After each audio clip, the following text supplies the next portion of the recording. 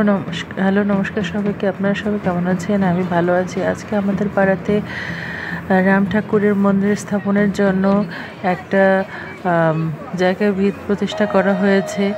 তো আমি ওইখানেই গিয়েছিলাম। আমি আর আমার মেয়েকে আগেই আমার মামা নিয়ে গিয়েছিল। তো সেখানে গিয়ে সবাইকে একটু ভিডিও করে নিচ্ছি আপনাদের সাথে শেয়ার করার জন্য। এই যে অনেক মানুষ আসছে, আরও অনেক মানুষ আসতেছে। তো রাম ঠাকুরের এখন যে যুবরাজ তিনি যে আসছেন এখন, তো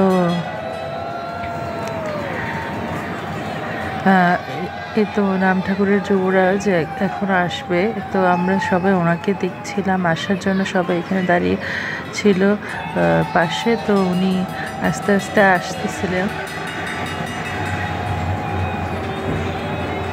উনি আর কি এখানে পুজো করার মাধ্যমে এখানের ভিত্তি প্রস্তরতা স্থাপন করে যাবে।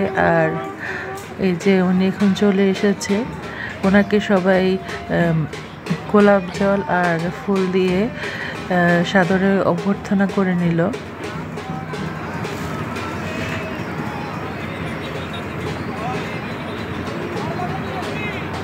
এই যে আরও অনেক লোক আসছে আস্তে আস্তে। তো অনেক লোকের সমাগম এখানে হয়েছিল।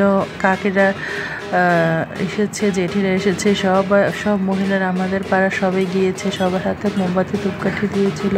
তো সবাই এখানে আরতি করে